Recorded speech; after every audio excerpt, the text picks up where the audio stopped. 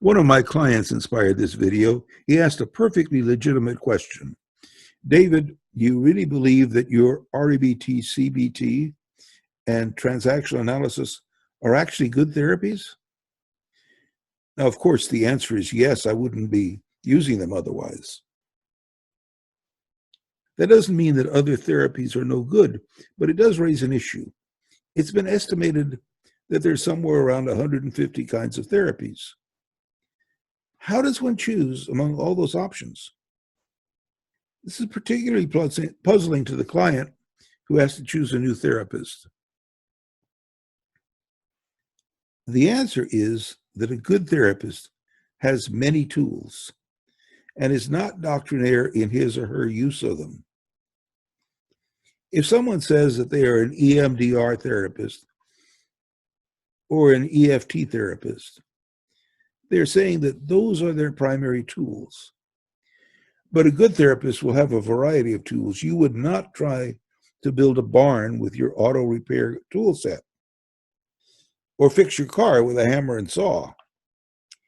In the same way, the most effective tool for quickly relieving depression or anxiety symptoms is considered by most experts to be some form of CBT, like rational emotive behavior therapy. CBT means cognitive behavior therapy. But for long-held issues that derive from childhood trauma, another form of therapy may be more effective because the heart of the problem may be so deeply ingrained in the past. Again, the best therapist will have both woodworking and automotive tool sets, some form of psychodynamic and one of the cognitive behavior therapy approaches, and will be competent in both. A good therapist will use intuition, observation, and any other skill or tool in her possession. Only the benefit of the client will limit the best therapist. The best therapist doesn't believe in his tools. He believes in the client. Depending on the particular issue, I will usually begin the process of resolving dysfunctional behavior by asking questions. Starting by giving the answer is a sure way to fail the client. And locking into one form of therapy is giving the answer.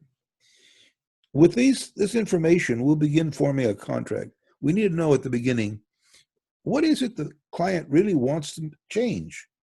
What are they willing to work to change? REBT may be the best approach, but I can't know until I have more information from the client, especially if it's a client that is able to be self-observant and able to know what she's wanting as a result. For a self-aware client, a few sessions of REBT may be all the client wants or needs, especially if the problem is recent and situational.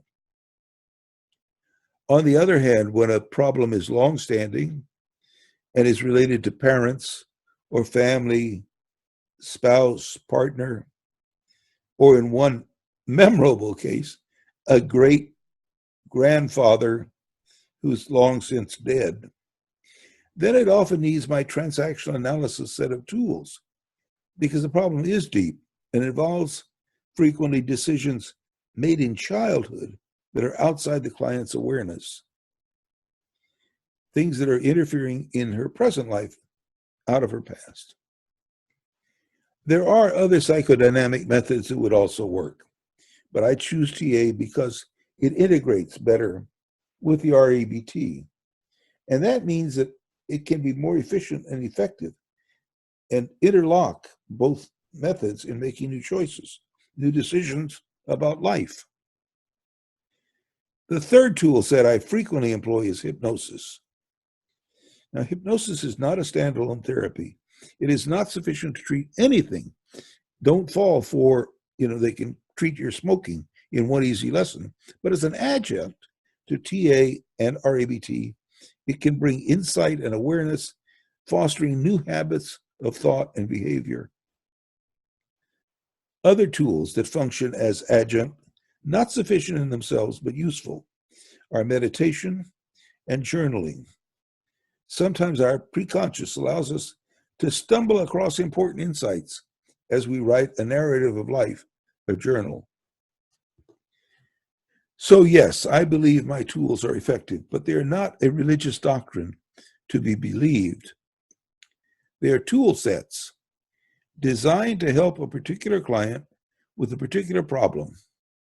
I'm willing to use whatever will help my client find new and more effective ways of living. That's because I don't believe in my tools. I believe in my clients.